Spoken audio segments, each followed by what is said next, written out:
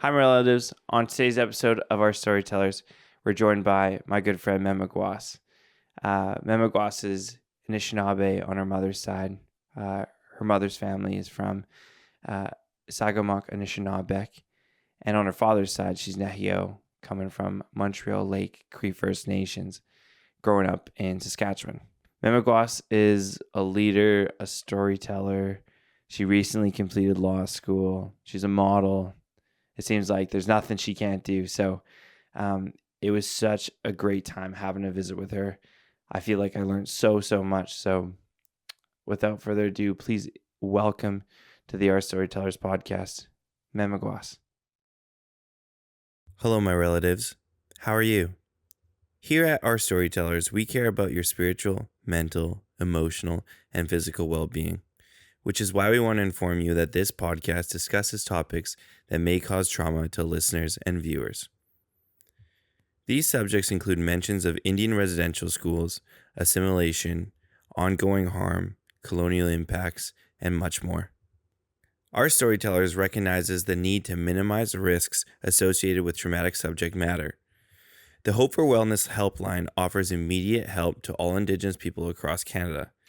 It is available 24 hours a day, 7 days a week, to offer immediate support and crisis intervention. Services are available in English and French, and in Nehiyaw, Anishinaabe and Inuktitut upon request. If you or someone you know are experiencing any harm, no matter how big or small it's perceived to be, you can call the toll-free helpline at 1-855-242-3310 or connect to the online chat at www.hopeforwellness.ca. Kinanaskaman, I'm grateful for you. Your ancestors are always with you. All my relations, Riel. Memegwaans, this is, well, first of all, thank you so much for coming to visit. And this protocol is just to introduce, your family to mine and just to ask you to sit here and just visit and share some stories. I'm just going to pass this over to you, and in your own way, please introduce yourself. Thank you. Let me give you a handshake. That was always taught to do. Oh, you're a handshaker. Yeah. Okay. Shake hands or to hug after receiving something. So thank you. A little introduction. All right, so my name is Memegwaans Johnson Owl. I'm Cree and Ojibwe from Sagamok Anishinawbek on my mother's side and Montreal Lake Cree Nation on my dad's side. I also have some settler mixed in there, and I will talk a little bit more about that and identity later on as we kind of move through this. I'm a recently graduated student of law, and I've been working as a model for the last few years, and that's just who I am at the present moment. Cool. What's your story? How does this start? For which part? Like, what was your early childhood like? My early childhood. Well, I grew up almost entirely in Regina, Saskatchewan. I lived there for 18 years of my life. I moved only to come to school in BC. That's how I ended up in Vancouver. My early childhood, my family used to live on a farm, kind of just out in the middle of the prairies. It was not where either one of my parents were from. My parents had met in law school, actually, at the University of Saskatchewan. That's why my mom was out. She's originally from Ontario. That's why she was out in Saskatchewan in the first place.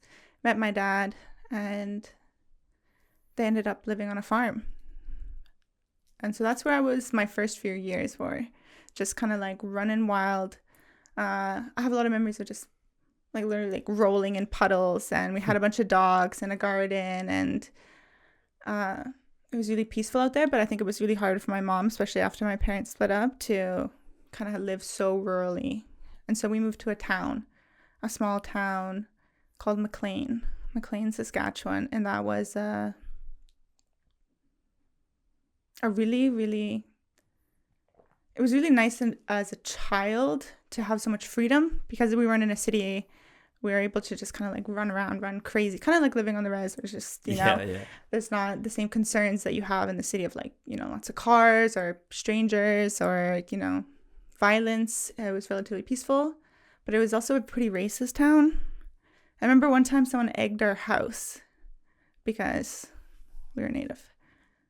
And also I went to school there for a little bit, maybe like a year, and it was I was probably like 6 at the time, but it was just like not a good experience. Just lots of people who just didn't want to be your friend. And, you know, you're young, you don't really know why. You're just kind of like, oh. Really? Yeah. And then after that, then we moved to the city. To Regina? To Regina. Yeah.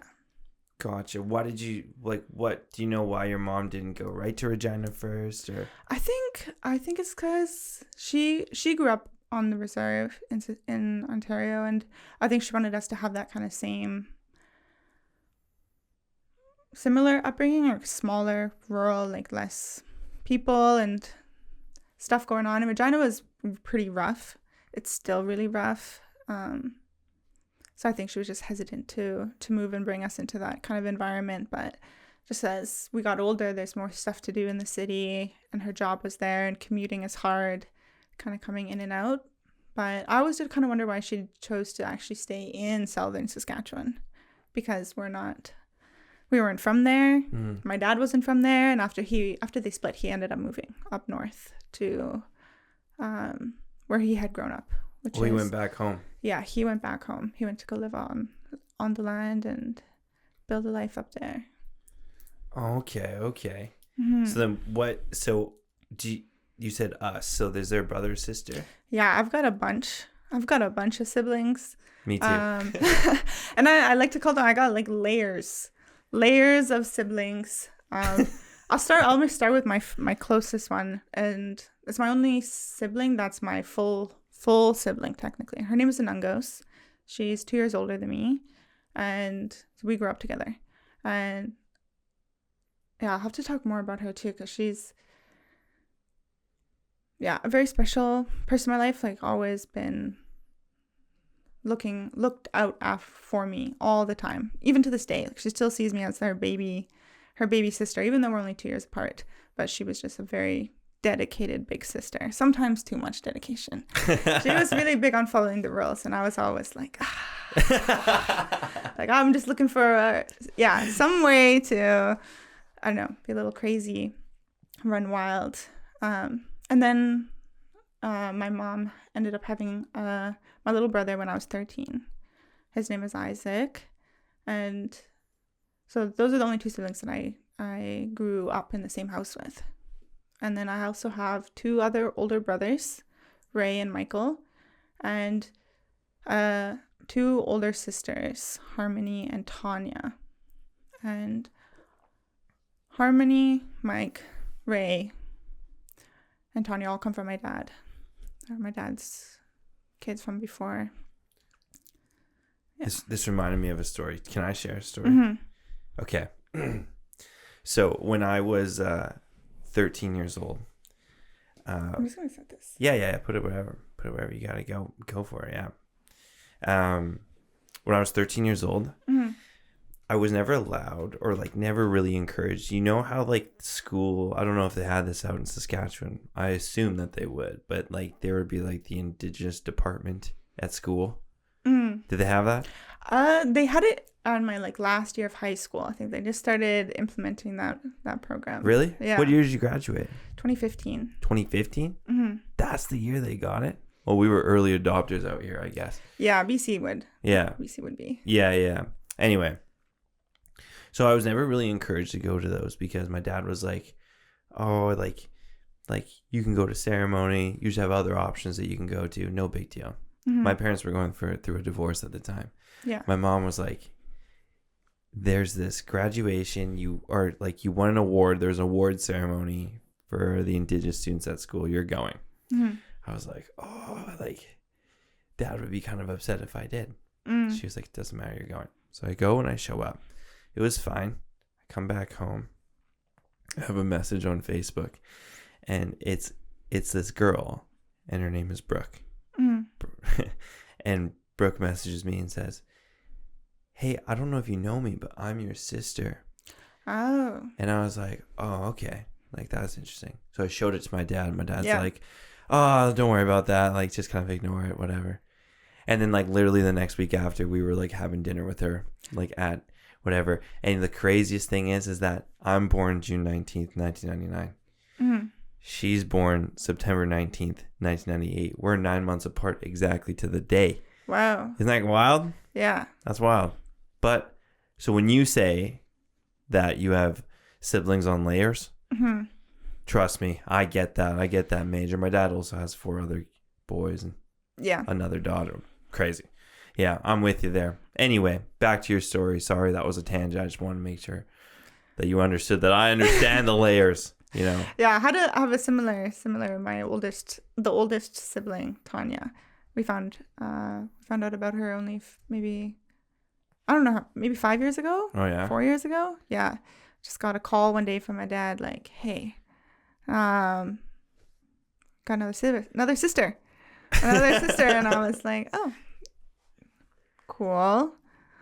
We all kind of expected. My dad had a lot of fun, I think, in his earlier life, and so nobody was too surprised that there was another sister. But it was, she was a month older than Harmony was, so she was born 1 month earlier, and she was living, I think, 2 blocks away from Harmony in the same city, and just spent their whole lives kind of not knowing about each other.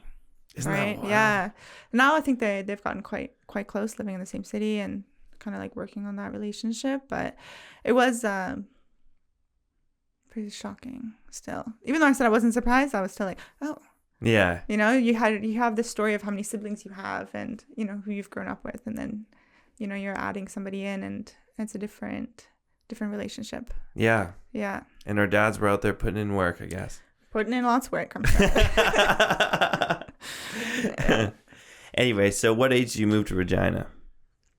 I think I was 8. 8. 8, yeah. And then, so what was your favorite subject in school? I loved art. I liked everything but math. I really didn't like math, and everything else I was pretty into. Were you a troublemaker at school? You said that your sister. Yeah. I think I was a little bit, but I think the kids at my school were just crazier. So like they were just, you know, bouncing off the walls and just giving my teachers always like a hard time. And so any of my stuff just kind of slid on by. I got my work done. That's always kind of been my mentality. So, you know, get your stuff done, and then you're free to do what you want to do, or, you know, things move easier once you have your work done. Mm-hmm. Your time is your time. Your time is your time. You're free. Your freedom. What was high school like out there? High school was, well, I did the IB program. I did like an advanced classes program at Tom Collegiate, and so my classes were, my first year I didn't do it. I was like, my sister was super nerdy, very into school, and I was just like, I can't just follow her and do exactly what she does, even though I've been doing that my whole life, even though I moved to Vancouver because she moved to Vancouver.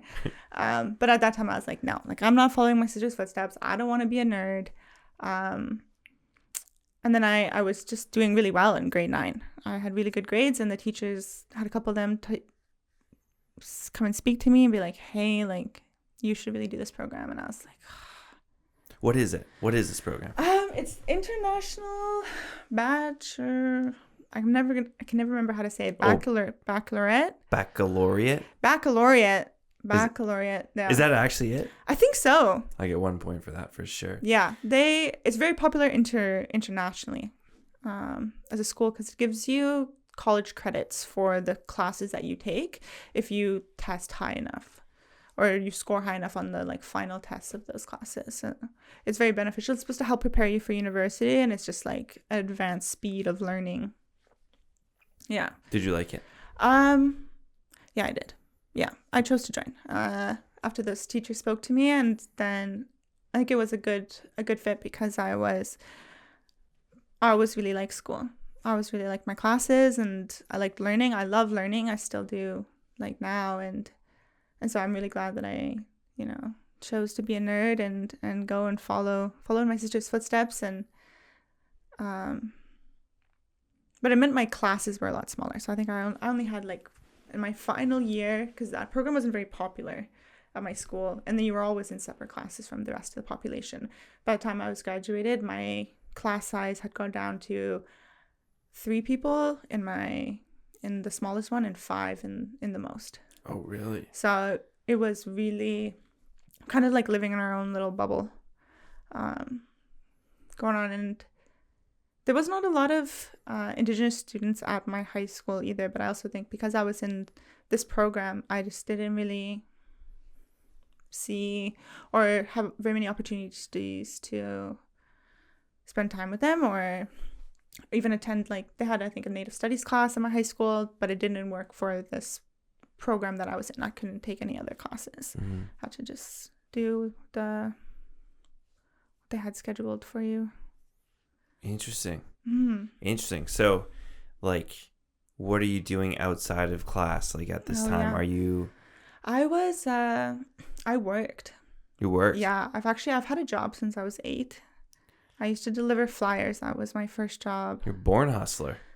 Forced hustler. Forced hustler. No, it was my mom's idea. She really wanted, because we moved to the city and we weren't living this rural life anymore. It was kind of like she had this idea that she had grown up cutting wood and hauling water and doing all this stuff, and because we were living, this very privileged city life.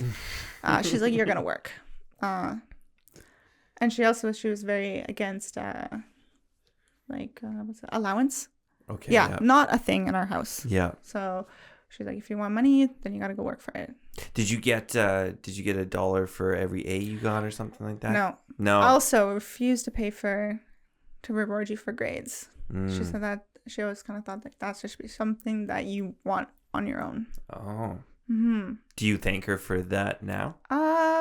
Or would you rather have that? Would you rather have some allowance? I think I would rather have had the allowance, I think, than working. Because, yeah, I worked just since I was 8 delivering flyers. And then in high school, I was also working part-time. My first job outside of flyers was at a grocery store. So I did that. And then I also was volunteering. And I really... even though my parents went to university, I didn't have a lot of guidance on what you needed to do to get there. But a lot of my friends' parents did. And so they would be like, you should go volunteer and, build up your extracurriculars or playing sports. My mom didn't have a lot of money for us to play sports. And so we didn't play. They're also not very athletic. So I don't blame her for not investing in that or more of an effort, but... Wait, did you say you're not very athletic? I'm sorry, I didn't catch that. Okay, no, yeah, gotcha. I'm not very athletic. Gotcha. Okay. Or very, I guess, athletically coordinated. Okay. Okay. I had a lot of energy as a kid. I ran around a lot, but not very Gotcha. very coordinated with it. Were you loving English at the time too? Like, are you? Yeah. Mm-hmm. Yeah, I really loved English. I'm just curious because, like, I know today that you go to law school and you graduate from law school. Mm-hmm. And I always the story I tell myself is that you need to be good at English to go to law school. Yeah, I guess so. You do a lot of reading. You do a lot of writing in a very specific way. Law schools. I was kind of realizing this the other day where someone had asked me to help them with their poem that they had written or just to review it.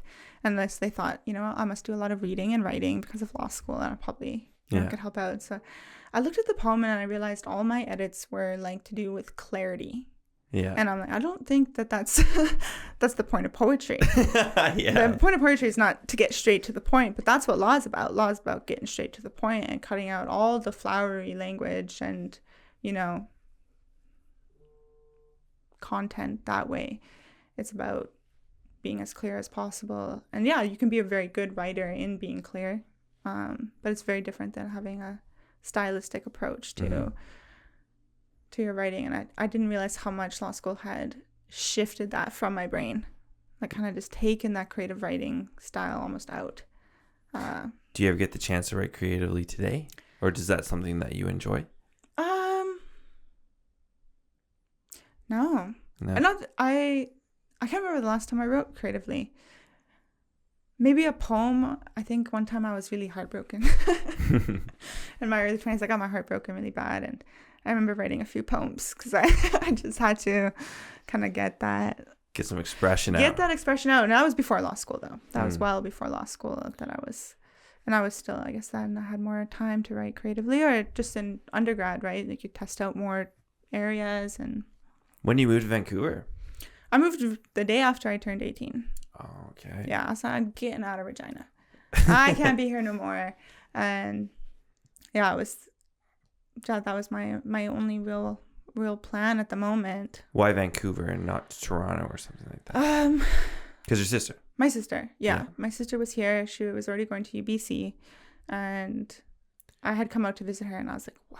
Yeah. This place is so beautiful. It's nothing like Regina. Vancouver too was just like, it was the largest city I'd ever been in. I remember when we came to help her move, when she first started, and I remember we rented a car and we were driving down Granville Street, and I was just like, wow. Like I've never seen such a big building, so many people, like just the hustle of the whole place felt very magical. And I was like, I wanted to come and be somewhere different. And the only reason I didn't apply, I think, to the Ontario schools was I didn't have enough money for the applications, because you have to pay like quite a big fee, I think, to apply to all the schools. And I just didn't think I got around to making that a priority. So what do you go to school for when you come out here? I started in sciences. That's what it was. A lot of what my focus was in high school. I think they were really pushing science and STEM, and that's what my friends were interested in as well. I feel like I didn't have a lot of direction. I didn't know what I wanted to do. I liked learning, and I was good in school, and so it felt like a natural progression to go to university, especially since all my friends were going to university. And like I was saying earlier, they were the kind of people who were like, oh, you should come and volunteer here, you should do this stuff to build this resume for applying to school, right? All those things kind of add up, and I had no idea. I was just like, oh, okay, that sounds like a good idea, that sounds like fun, like I'll do that. And kind of like same with how I ended up in the science program. I was in land and food systems, so that's the one I was accepted into. And yeah, I was just like, I had taken a lot of science classes. I like science. I really like biology. I thought about being a dermatologist. I thought about being a dietitian. And so I felt like that was the right step for me. And I was just like, I'll figure it out when I get here. I'll figure out whatever feels right. Yeah.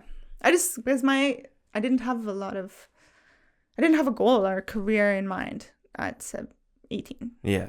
I was just like, I just wanted to leave Regina. I wanted to come and experience something new, and I was like, I'll make my way. Just get out there. Yeah, just get out there. When do you start modeling? Like, are you starting modeling back in Saskatchewan or out here?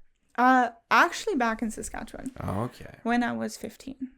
My mom used to tell me I should be a model all throughout my growing up, and I was kind of just never really believed her. And then sometimes I'd yeah, okay, I should find something for me to apply to. And I think it was Saskatchewan Fashion Week, and they had an open casting. And so I went, and they called and they asked me to come and do, it was a hair competition sort of thing, where they did some crazy massive hairstyle on me, on the runway. A hairstylist came with little scissors, like Edward Scissorhands, and bam. And that was the show that I was in, and then I was in some pretty cool outfit, and I got to walk down the runway. And that was when I was 15, and that was kind of my only experience modeling. And then I gave up on it, because I was like, I'm gonna go to university, I'm gonna get this degree. That was where my focus and my energy was going. And then I kind of fell back into it, where, yeah, one day someone messaged me, and they were like, hey, I know some people who are doing a fashion show at UBC, and they're looking for a Native model. And they're like, I know that you're Native. And I was like, yes. yes, I am. They're like, would be interested in doing this? Like, I'll set you up with my friend. And I was like, okay, sure. Why not? I'll help out. I assume that there's like an Indigenous designer that's why they wanted Indigenous models. And I thought it could be fun, and basically just kind of like, why not? Yeah. Why not give this a go? And so it was really cool. I can't remember the designer's name off the top of my head now. I wish I had looked it up. But yeah, they had a whole bunch of designers from the local area come, and a show they put on at UBC. And in the audience that day was Jolene Mitten, who was the founder of Supernaturals. Mm-hmm. And she stalked me, I think. Maybe found me. She kind of just popped up, and I think she had sent me a message and started asking me to come to stuff. Maybe it was maybe one of the Vancouver Indigenous Fashion Weeks, one of the earlier ones. This would have been like before COVID, well before COVID, and I just couldn't make anything. I was just so busy being a student, and then I worked as well while I was a student, and then I also volunteered, and then also had as a student, you're just doing so many things that I was like, oh, modeling's not really, I just couldn't make time for it in my life. But she was very persistent, and she kept reaching out and kept asking, and finally I had some time, and I was like, okay, yeah. They asked me to come and do a test shoot in White Rock, and I was super sketched out. Because I don't know, you hear a lot about the modeling industry, and, going to some random photo shoot, it's at a house in White Rock. And I was like, okay. I called my mom, I'm here. Here's my location. Because I didn't know these people at all. I was just kind of going off of what. Fair enough, though. Right? Like, yeah. I feel like I would do the same thing if I were in your shoes. Yeah. Yeah. So it was very. Yeah, I remember feeling very. Just not knowing what to expect, but the photo shoot was really cool. Were you nervous? Super. Yeah. Super nervous. I'm always nervous in front of cameras, always when I'm modeling. I think I'm trying to learn I've learned, I think, more to lean into that feeling, and just, it's going to be, you're here for a reason. They have asked you to be here for a reason, and, you have something to bring, so bring it. Bring it. Bring it. The camera's just a fake eye anyway. Yeah. Really. That's really all it is. Mm-hmm. That's how I think about it anyway. But yeah, okay. Yeah. So you go to this first shoot, and then are you hooked after that, or like what happens?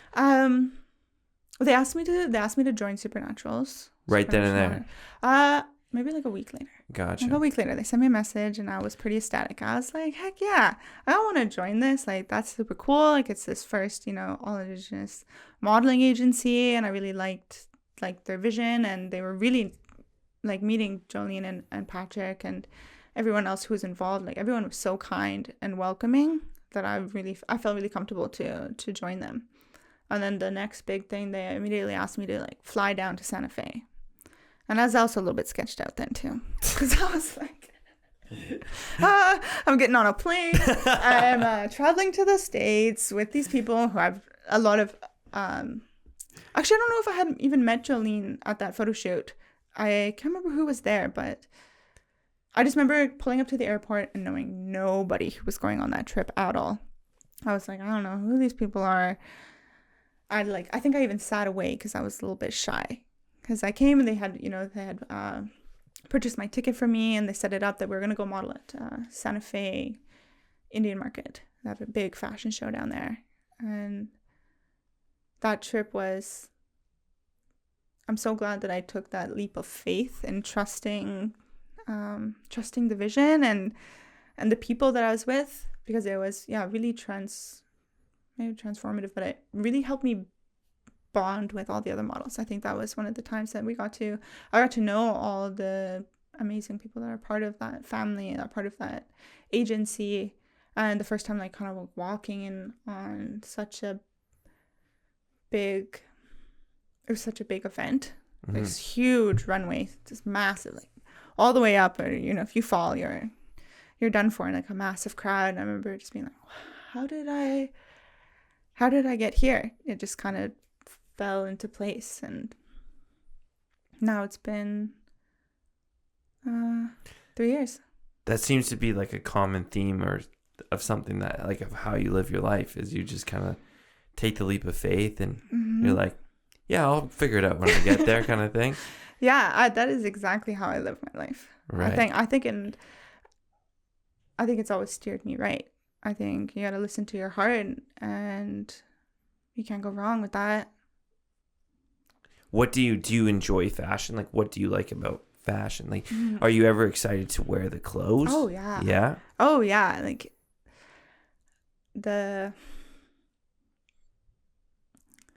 it's kind of like you get to be somebody else for like a little bit of time, especially like when they're really like outrageous or that's why I said I really like the Indigenous Futures Night, because sometimes the outfits are just, I've never seen something like this. Like, who wears that? And then your job as a model is to be that person who does wear that outfit and to embody that outfit and to embody like the vision and the dream that brought that collection to life.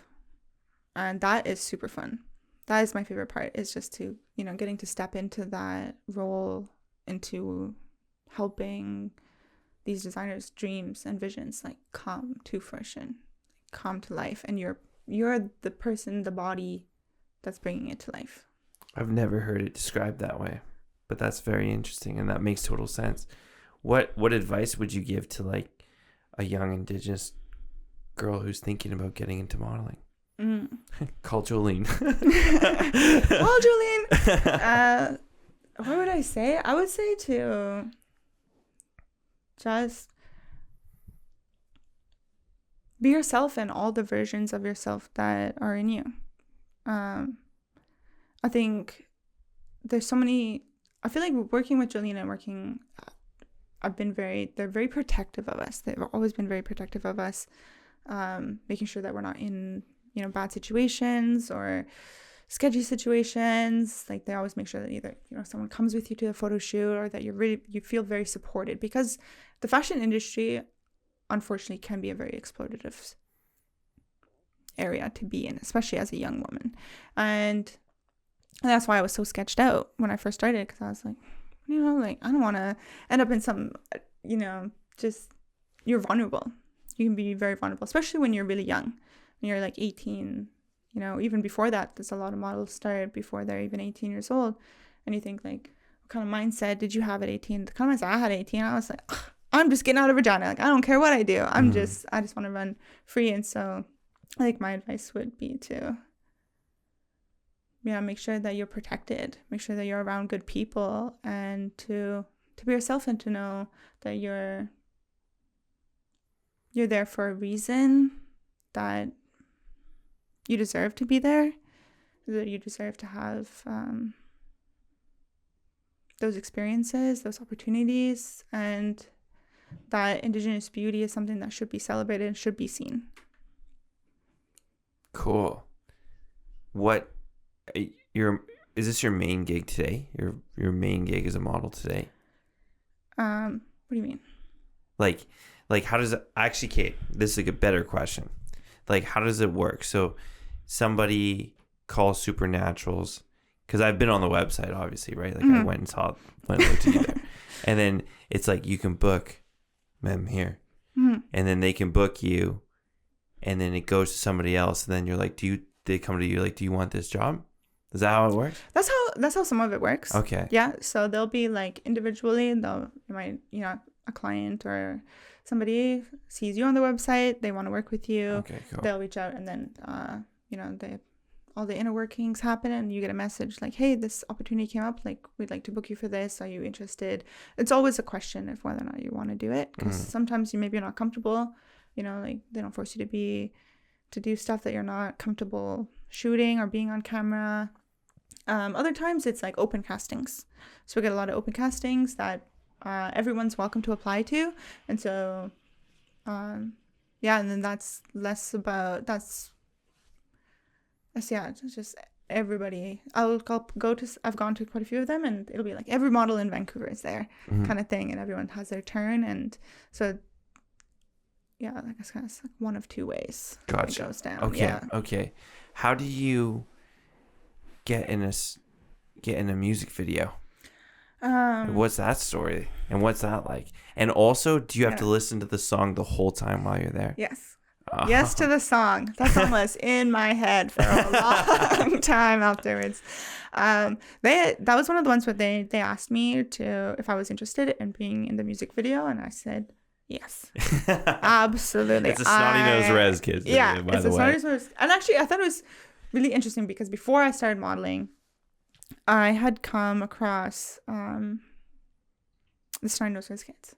And I saw like one of their first like Bougie Natives music video. Yeah. And Jolene and a bunch of people now that I know from working in the fashion industry here in Vancouver were in this music video. But I remember seeing it as a student and just being like, wow, like these guys are so cool. Like I really like their music. I really like the vibe that they brought and just how they did celebrate Indigenous beauty in that song, in that video as well. I remember bumping it that whole summer.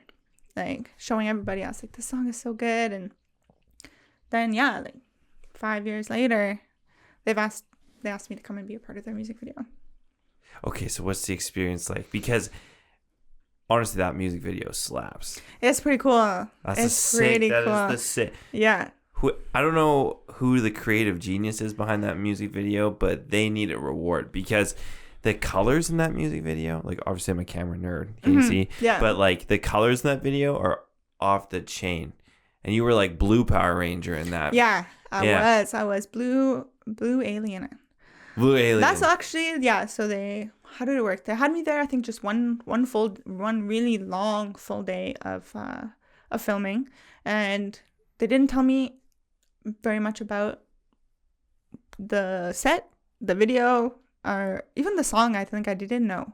They don't tell you a lot, just kind of like what you'd be doing. It's that you're going to be part of this music video. And I pulled up and they're like, okay, here's what we've like envisioned for you what your look is going to be. And it was just blue. So I was like, okay, cool. I'm excited to see like how that. Wait, what are they showing you? Like a color blue? Like they usually have like a little like a lookbook.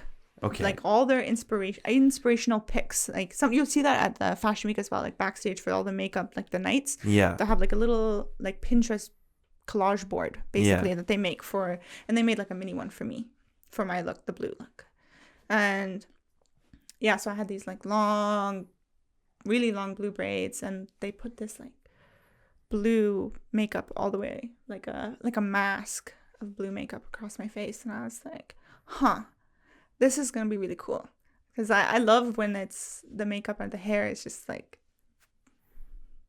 something I would never do on my own, right? Like it's just not my style. But I'm like, I love being able to experience that kind of like wildness for 8 hours. Then they put me in like that little, it was a bodysuit. And it was really cold on set. That's also what I remember. I was freezing. I was like shivering backstage because they have to, with all the cameras and lights, like they have to keep it quite cold all the time. But yeah, they had this massive like robot camera that you have to be really careful of, like walking on and off the set. And they had built this massive room stage set for the video. Where was it? Is this in Vancouver? Yeah, it was a Studio 3, I think it's called. In a Olympic Village. Okay, because I was wondering where that was, and that the arm makes sense too. Mm-hmm. My favorite shot. This is gonna sound weird to say, but my favorite shot in the whole music video. I saw that music video before I knew about you, but is when like they have their feet up on the and it's just like close up of their feet, and it was so in your face. I'm like that is so badass because it just makes like the person who's watching it. It made me be like, what the heck? Like, what is going on here a little bit? But it's big braid energy, and that's what you get. Yeah, big braid energy. Yeah. That's funny. My partner has braids, and I think we're in Penticton just walking around one day where someone just yelled out to him, big braid energy. And he was like, who said that? But yeah, it's cool to see how that music video like spread around, how much people love that song, and to like get to be a part of that story. And then I'm forever in the music video, and that's pretty cool. That song slaps. Yeah, it's a good one. Is there any good? Do you have any other good modeling stories or? I have a lot of stories. I don't know what Well, good share ones, whatever you'd like. good ones. I shouldn't have said good. Do you have any? Do you have any modeling stories? Yeah. One of the, or it's more recent. I went to Santa Fe in this past summer, and it was not for Swaya. It was for kinship, and because that Indian mark. Have you been to Santa Fe? I've never been to Santa Fe. Oh, you gotta go to Santa Fe. Santa Fe is a different world. It feels like I remember the first time I went down there was with Supernaturals, and I was like, I'd always wanted to go to New Mexico. I just think it looks so beautiful, but the whole city is like all in that. They like really stick to an aesthetic of those clay kind of houses. I'm forgetting the name of what that is, but like that southern style of like natural art. Yeah, you know where everything's like covered in clay and everything's like rounded, like all the buildings, the houses. Yes. That's what the whole city looks like. Cool. And it kind of just like blends into the environment, which is what I like so much about that style is that I feel like it fits the place that it's in, and I think that's very important. Actually, I love that. It's like a side tangent, but I love when you go to like Banff or something, and they like force all the shops and stuff to have the same outside aesthetic. I love that. Kind of like it's meant to fit with the land to be kind of create this environment that you're at one, not in opposition to the land. I'm with you there. I like it too. Okay. I like it too. Arizona is kind of like that too. Yeah. They have some neighborhoods where it's like clay like that. That's why I know what you're talking about. Yeah. Okay. Yes. So that's one of the things I love about Santa Fe. And so I just love Santa Fe. And anyways, I was down there this summer for this For Kinship show, and I got to wear a designer who had me in a ski mask. And I was wearing this, I don't even know what to call it, really. I felt like a giant piñata, but a very beautiful piñata. And the mask, like the ski mask, was all like beaded and like bedazzled. But I remember looking in the mirror and I was like, I don't know who that is. I often feel that way a lot about looking back at past photo shoots or like runway shows and stuff like that. And I'm like, I don't know who that was. But I especially felt it in that moment where I was just like, I don't know who I'm looking at. And they told me to be weird. That's what the designer asked. Kind of just, be weird. Like, have fun on the runway. Like, just be, bring a lot of movement. And especially because the outfit I was in was like all these tassels. Kind of like a piñata, like I had said. Like, it was all these like tassels. So it was a lot of like rustling and movement that came with it. And yeah, I walked out there and I decided to like act like a bird. Cause that's how I felt. I felt like I was a bird with all these like wings and stuff. So I was kind of just like walking down the runway and just, I felt kind of like, maybe like a trickster, like a shapeshifter. Mm-hmm. I felt like I had shape shifted and I loved it. I was like, wow, I want to be in a ski mask. That's cool. Way more often. It's so nice to, just be able to, like, you're kind of hidden, but you see everything. Yeah. Yeah. That's cool. Mm-hmm. Like, I don't know. I'm not like a model or anything like that. So it's kind of difficult for me to like, I don't know, embody that experience. But what I'm imagining is like, what was the reaction from the crowd, I guess. I think that if someone did that and I was in the audience, I'd be like, yeah. I'd be going crazy, you know? Yeah, they went crazy. Yeah. Yeah, they loved it. Like, the audience always loves when someone's, like, doing the unexpected. Mm-hmm. Yeah, or just, like, you're really giving that design its life, right? Mm-hmm. That wasn't an outfit that you could just, walk very robotically in. That was something that needed to be shown off and swirled around, and, yeah. I used to have a job where I would design suits. Okay. I used to work at Indochino, like made-to-measure suits. So okay, yeah. Helped a lot of guys with their wedding suits, and we used to have to go to fashion shows from time to time. And I went to this one fashion show where, like, I think of the most standard, normal white fashion show you can possibly think of. That's exactly what this was. It was like, it wasn't like, it was like the most, it wasn't like wedding version, but it was like wedding backed. You know what I mean? So it was like this very standard dresses, everything walking out, like very like nobody showed any emotion in the crowd whatsoever. And then contrast that with Vancouver Indigenous Fashion Week, and I had so much more fun at Vancouver Indigenous Fashion Week. Like, so much. I don't even think I sat down. I like. Oh yeah. Like I think. What was the second night? I'm blanking right now. I want to say it's All My Relations. Yeah. Yeah. Whew. I was going so hard. I had a ribbon shirt on. Like burgundy suit, and I was just like, yeah, going so hard. That was so fun. Yeah. It's also nice because then you get to see Talese walk, and Sierra, who's also been on the podcast, and everybody, and you, my friend, now too. And I'm like, yeah, you know what I mean? Like, it's way more, I don't know, the energy. I find that when a model brings energy to the garment just as much as the garment brings energy to the model, that's when like a magic moment happens on that runway. Yeah. And I love that. Yeah. I live for that. Does that make sense? Am I right about that? Yeah, definitely. Vancouver, like I think we did like right before Vancouver Indigenous Fashion Week, I did like a small show somewhere, and the audience was like that, just like, that was it. Yeah. You know, they didn't clap, they didn't, nothing. And it was just kind of almost, it's a little uncomfortable.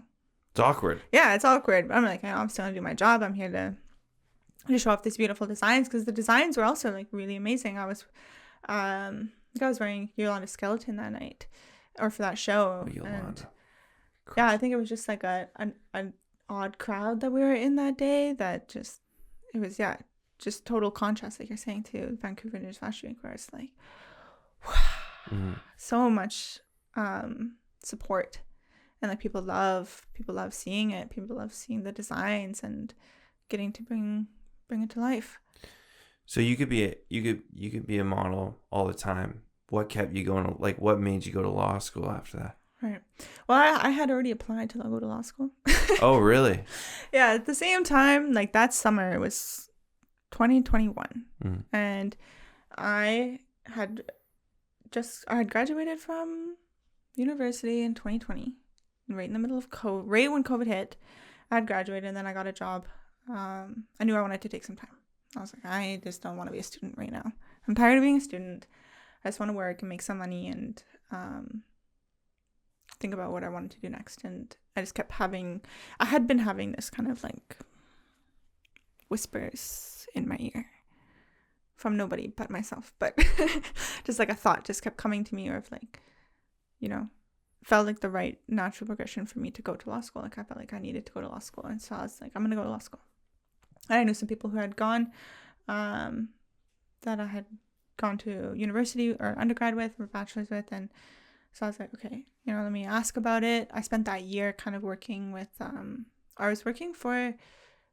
did the Indigenous Youth Internship Program through the BC government, and they had me in working with the Independent Investigations Office of BC, and also in Native court workers and counseling. Those were my 2 placements during that internship. And so I really took that time to speak to a lot of lawyers, because a lot of lawyers are kind of involved in that. It was all criminal justice type of work. A lot of them actually told me, don't go. You hear that a lot. Every lawyer I've ever asked about going to law school, they've also told me, don't go. They're like, don't do it. And I was like, I'm still gonna do it. So I did. I just, I felt like I had that whisper in my head that I needed to go, and that it was going to be something that was going to open a lot of doors for me and not shut things. And I felt like I was ready to go back to school. I was also kind of curious. I was like, I want to know what's up. I want to know what's going on with the laws that surround us, surround our lives. They're in every aspect of everything that we do in this world. And then a lot of time we're not even aware of it, right? But it's also kind of like how do we move forward from this? Like, I had just gone from studying First Nations, Indigenous studies, and political science, and I was like, okay, like, I feel like going to law school would give me some tools to help create change, at least a better understanding of what we're working with, what we have to work with as the present system. And so that's why I was like, okay, I'm gonna go to law school and I'm gonna make it happen. And kind of like how everything, I was super last minute. I'm always last minute with everything that I do. This, like, I think never really changes, but I remember I had to study for the LSAT, and I procrastinated on getting my application in, or signing up, registering, and studying. And I only had one shot. I could take the very last test in January to be able to apply and be accepted for the following fall. And that was my situation. It worked out great for me because it really gave me that study mentality where I'm like, I have to do this in one shot, or I can't retest, or else my whole plan's ruined. Diamonds are made under pressure. I'm one of those things. Like, I work really well under pressure. I think I have ADHD, and so I think I need that little bit of pressure to really get things cooking for me. And it worked. It worked great. I worked full time, and then I'd study all evening, and I did that for a couple of months.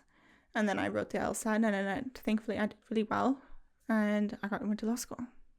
And that was kind of like the only plan I had, really. As you're going in, are you thinking criminal law is what I'm going to do? No, you're like, I'm just going to go there and figure it out. Pretty much. Yeah. Okay. Same story. Gotcha. Also because I just worked in criminal law a little bit, and I was like, I don't know how I feel about that. My dad worked in criminal law, and my mom actually worked as a prison guard for a good portion of my childhood. And so I heard a lot of stories growing up, just of what, I don't know if it was to scare us or just to give us the reality, not to hide things from us, but they told us a lot of stories about the type of people and files and situations that they worked with. And a lot of it is really, really horrendous. People do really awful stuff to each other all the time. And I was just like, oh, I don't think I could put that on my heart. So I had no intentions of doing criminal law when I first started law school. I didn't know what I was going to do. The same thing, I was like, I'm just going to go and see what's up.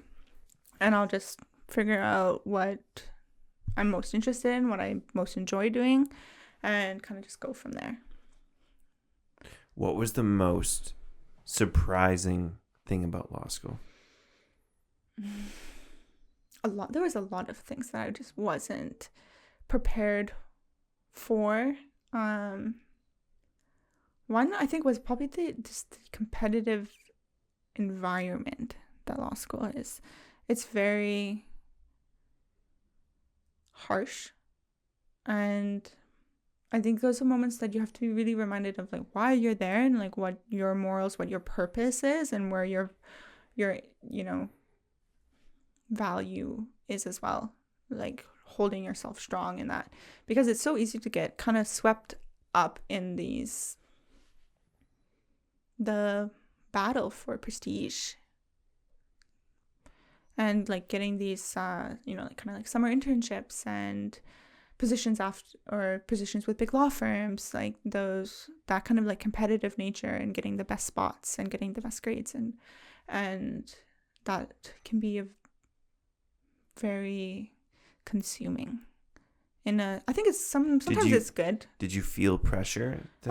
Yeah. Oh yeah. I remember, I think in my second year of law school, I didn't have a summer job lined up yet, and I was freaking out.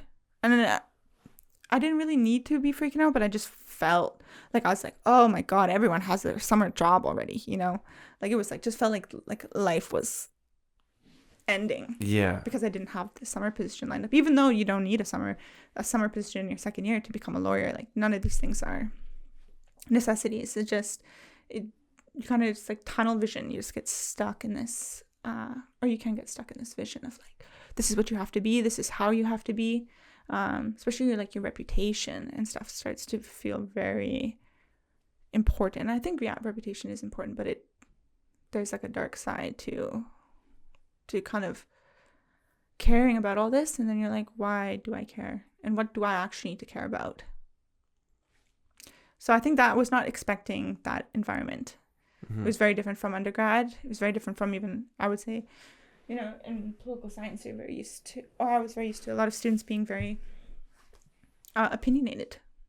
Law school is full of opinionated people because everyone there, I would always say this, I'm like, I think everyone in law school has a personality trait that is shared, and that is a love of arguing.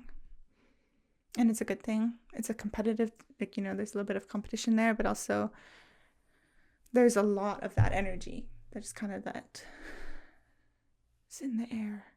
I wasn't expecting that either. Sounds a little bit tiring. Oh, it was super, super exhausting to be in and to be around.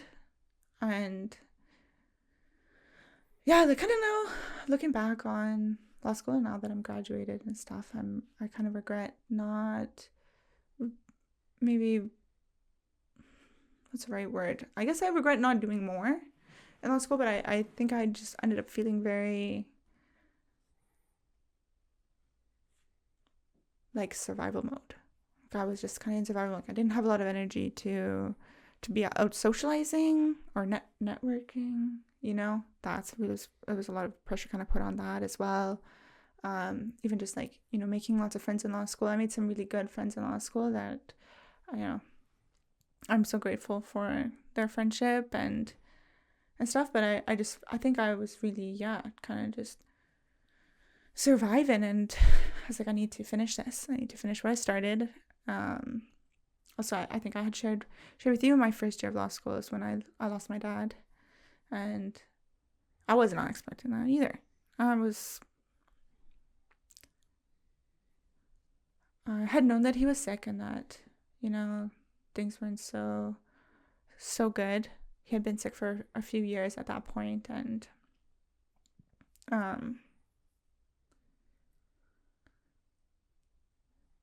he had moved, him and his wife, my stepmom Joan, they moved to BC, and that was kind of giving me that signal too that I knew things were not going so well, because they had built this cabin and lived this purely, life on the land in northern Saskatchewan. That's where my dad was from. And so him moving here was kind of like, okay, something's changing here. But I was also very grateful because I was like, nice, my dad's super close to me now. And so I got to go and visit them a lot. But also, I was starting law school, and I think it was midway through my first semester, I was sitting in class, and I got a message from my dad, like, hey, can you call? And I was like, okay. I left class, and I thought it'd just be a short conversation, and I answered the phone, and my dad's ended up telling me that his cancer had spread to his brain, and that he had lots of tumors in his brain, and it was just, that things had gotten really bad, and that they would be needing to go to Ontario to be part of, they're trying to get into this clinical trial. And I was like, shit. Like, first year of law school is the hardest year. They make it intentionally hard. A lot of law school is about having these gates. It's about, even like the LSAT and stuff. Like, those are, they're tests of, like, I guess, what's the right word, aptitude in some way. But it's also barriers, so that it's a more, maybe like it's not accessible to everybody, right? A legal career is designed to be tough to get there, to get to the finish line. Why is it tough? I don't know. I feel like sometimes I'm like, does it have a point? Like, there's, like, sometimes, like, it's important to have, to be tested, to work really hard to achieve something, and that there's a lesson and there's a value in that. And other times I'm like, is this unnecessarily hard? Are you making this unnecessarily hard for the purpose of what? To keep people out? To keep a certain type of people out? Are you aware of what these how these barriers impact different groups of people, especially Indigenous people, differently. When law school, the first year of law school is one of those things. It's to weed people out, right? So they make you take a bunch of courses. You have no choice on what courses you're going to be taking. And yeah, you're kind of just thrown to the... I feel like thrown to the wolves is a little dramatic, but but you're in for a kind ride. Of. You're in for a ride, basically. Law school, you're in for a ride. The first year too, like you have so much stuff being thrown at you. And where are you finding the strength to fight off the first year of law school and to experience what you were going through when your dad? Yeah, well, I was actually very grateful for the amount of support that I had from the friends that I had made in law school. They were, very helpful in terms of classes and helping me out when if I forgot something or missed something and keeping me on track. And also the school was pretty supportive as well.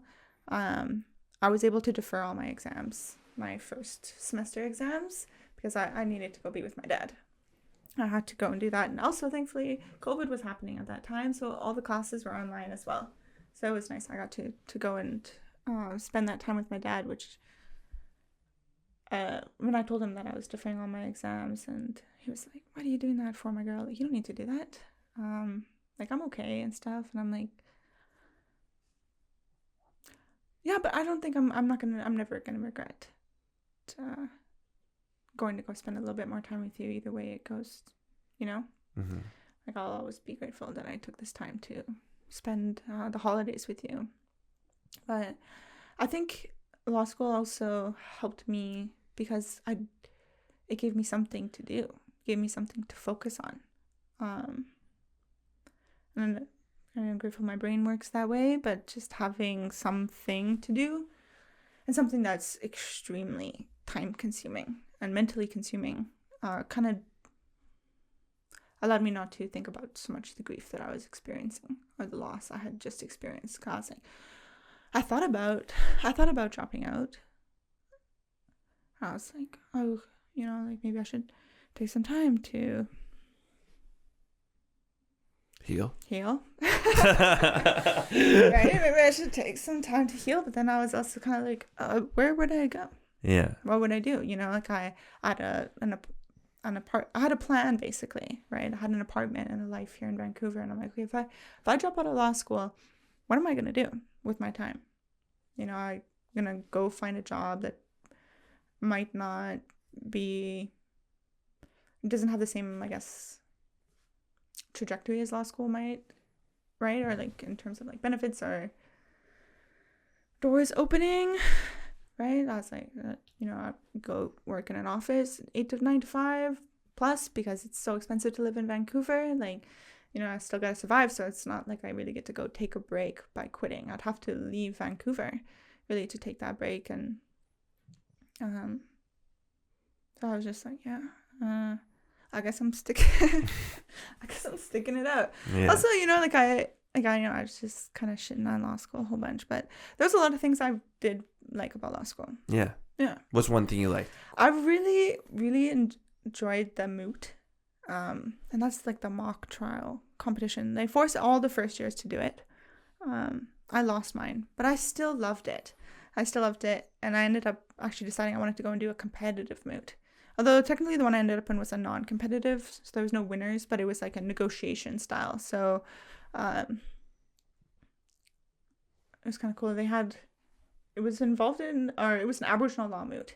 And so they had, they come up with a scenario, and everyone kind of was a different party to this scenario. And I ended up being, I think, a environmental organization that was there to help support the Indigenous nation that was part of these negotiations. And it was just really cool to get to kind of being a lawyer, a real lawyer for a little bit, rather than the classroom setting where you're a law student. Yeah you're like, oh cool, this is what I could be doing, right? This is where my legal career could take me. This is the type of work that I could be doing. And I really enjoyed those experiences.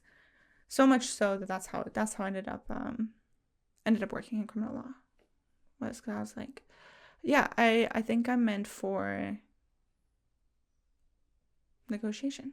I wanted to experience more courtroom. I wanted to have more hands-on experiences than being tucked away in an office. So that's my writing biggest corporations. fear, I'm like, I can't be tucked away in an office. I used to say that all the time in high school too, where I was like, I could never work an office job. Like, I just can't be. I need to move. I need to have a little more active work. Use your voice. Mm-hmm. Yeah. Yeah. You could be sitting there just writing in corporations and insurance law. Oh, tax law? Actually, I took a tax law course, a First Nations tax course, and that was extremely interesting. Mm-hmm. Yeah, I learned a lot there. I shouldn't talk shit. Sorry. No.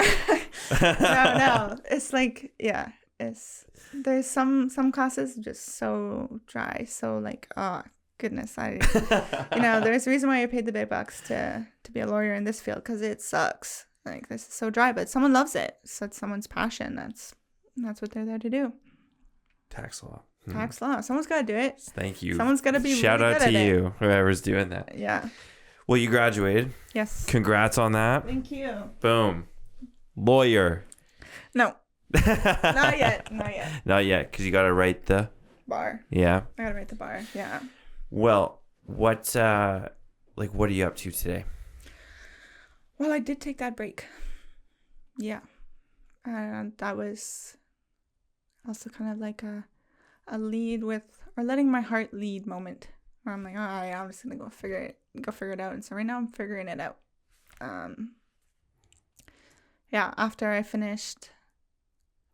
graduated, well, it started with just the summer.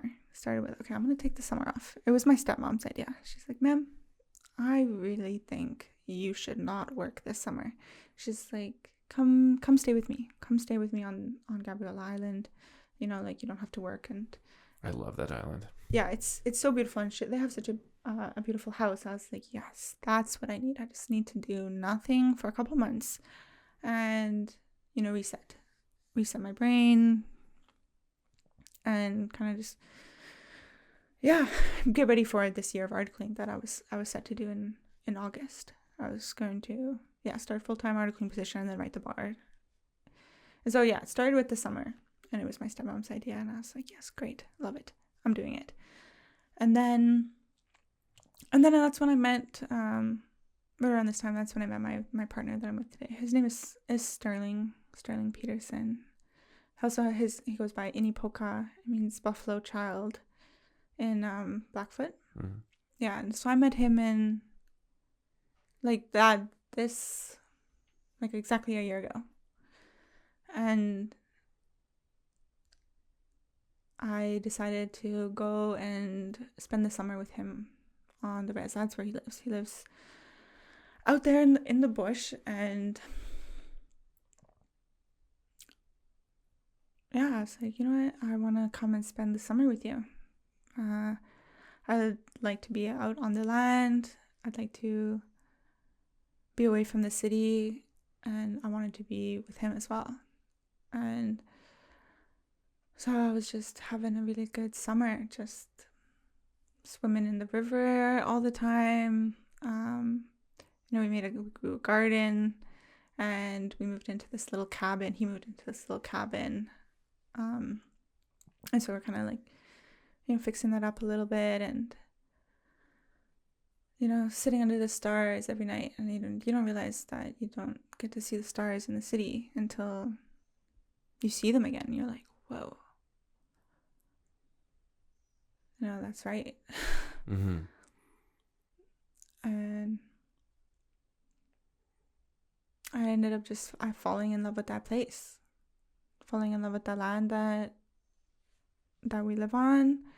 And I think, by July, I was like, oh man, I don't know how am I supposed to go back to the city after this? I don't want to go back to the city. I want to be here. And I think if I was like, if I went in and did my articles right now, I would just want to be here, and I'd want to be here with, with my partner. And it was,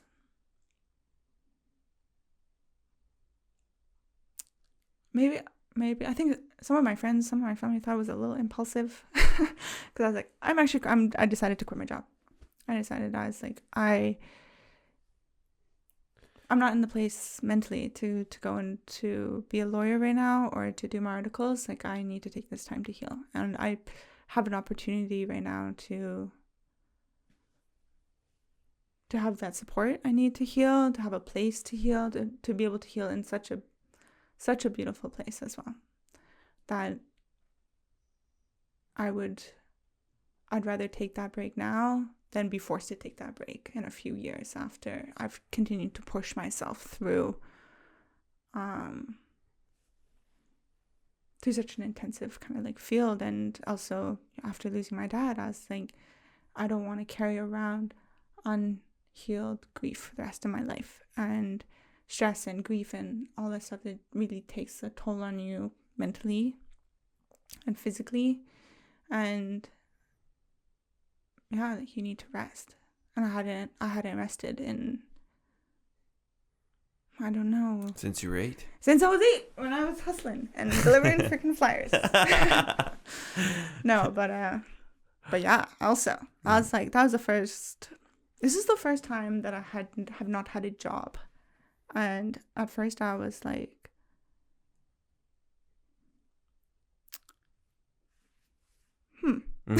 Yeah. Just what I mean. I knew I was going to be hitting this thing because I talk a lot with my hands. You're supposed to hit it. Oh, okay. It's meant to be hit. It's meant to be smacked around. Yeah. So. Leave some marks. Yeah. Yeah. It's the first time I've not had a job, a full-time job, or been like I was saying in undergrad and in high school. Like, I was a student. I was also working. I was also volunteering. I did that throughout university as well. And in law school, I was also working and being a student. And then it just went straight to nothing. And can I ask you a question? Yeah. So it sounds like, anyway, that you've had a good opportunity, a good change in your life to actually take care of your wellness and heal. Mm-hmm. And what does wellness mean to you? What's wellness? Wellness.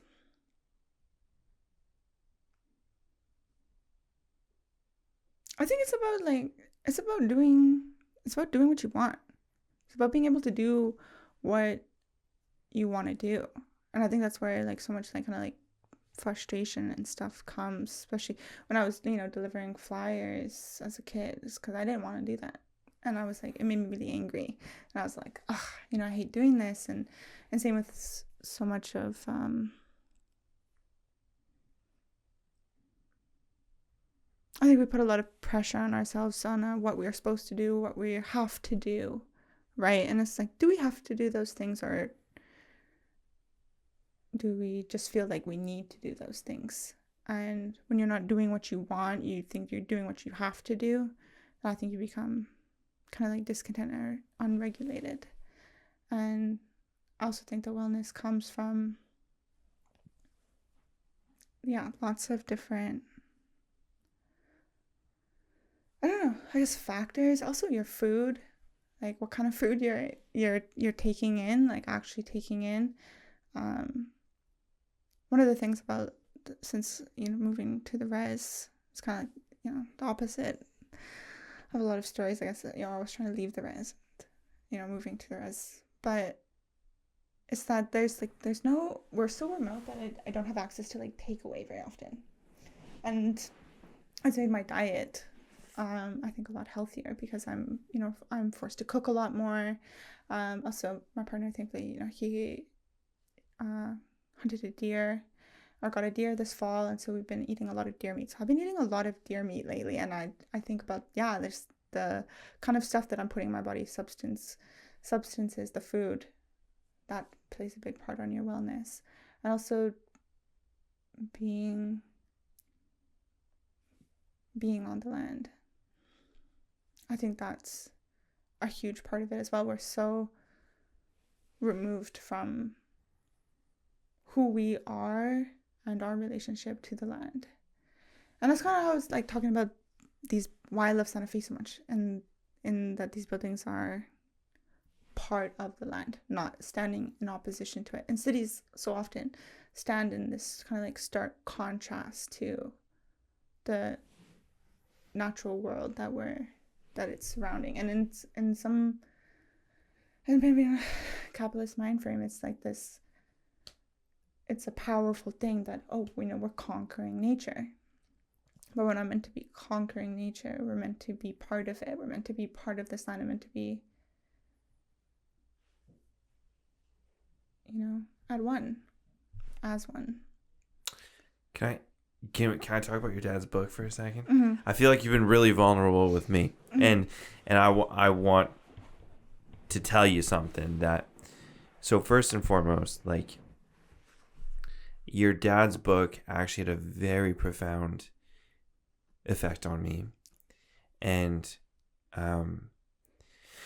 so the night that I bought it and started reading it on my Kobo, I could not sleep. Same thing that, like, if you know me, like, I'm the same way. I'm kind of a million miles all the time, and I tell people I like it that way. And so I picked up his book, and I started reading it, and it's clear. Remember you said, like, writing is clear? You can tell he was a lawyer because the storytelling is very clear. And one of the things that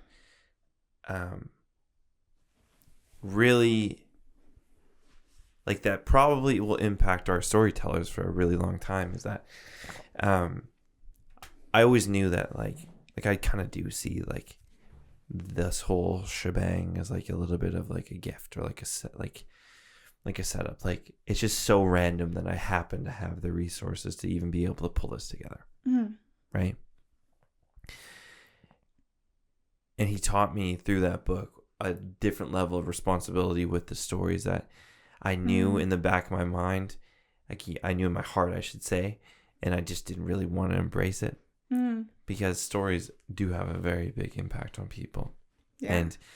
And they can hurt people, and they can heal people too.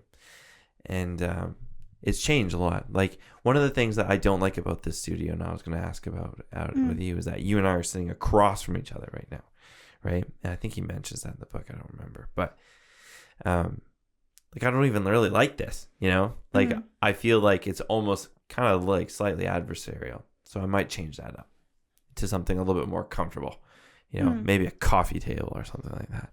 But, like, just small things like that. But there were a lot of great stories in that book, and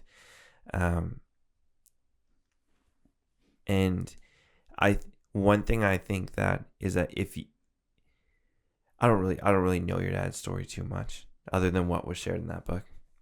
But one of the things that I think is, if you're reading that book and you haven't been to ceremony, or you don't understand, or you haven't had a little glimpse of a teaching of natural law or something like that, I think that to the average reader, to the non-Indigenous reader, you might not see the complete beauty of it. You know what I mean? Like, when you were talking about, we're part of the land, we're not separate. Well, he talks a lot about that, right? And he says, like, I'll go back to the earth, and then the worms will get me, and then something's going to eat the worms, and then I literally am my ancestors. And I'm just sitting here reading that, and I'm like, okay, a lot of elders have told me this, but I really appreciate him for reminding me. Yeah, that was a part of that book that really stood out to me as well. I think I had it flagged when I read through it, because I was like, that's such a beautiful way to explain the relationship that Indigenous people have to this land. And also, that book is The Power of Story. That's the title of it, and it's addressed to everybody. it's not a book for Indigenous people. It's a book for everybody. And that was very much how my dad wrote a lot of his stuff, that this is for everybody. And yeah, I thought it was funny when you said about the clarity of my dad's writing. I always explain that to people too, where I'm like, it's very easy to read, and he wanted it to be that way. He wanted it to be very accessible for any level of reader, not full of all this big words and kind of, or even just legal jargon, the big words to confuse people. But anyway, back to that little bit about the land. I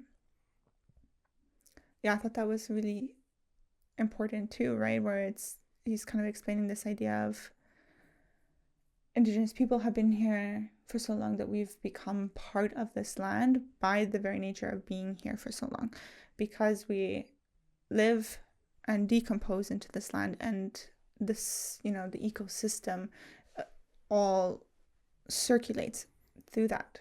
Like you're saying, the worms that eat decomposing materials, those get eaten by birds, and so forth and so forth, up that food chain, right back down to we're eating that bird, or we're eating something that did that, and then now we're circled back into the earth. Each time that a life ends, we're recircled. And after being here for, what do they say out here, time immemorial, right? Like, you become part of that land. Mm-hmm. And I thought it was really interesting how he also had shared about, people, settlers, right, have come here, and you're not able to make that same claim yet, because you have not been here for as long. You're not part of the earth in the same way that we have been part of the earth, part of this land for time immemorial. But, eventually, if you're here long enough, like, you become part of the place that you're in. And I thought that was, interesting. Can I ask you one question about that? What were yours and his conversations like when you were hanging out?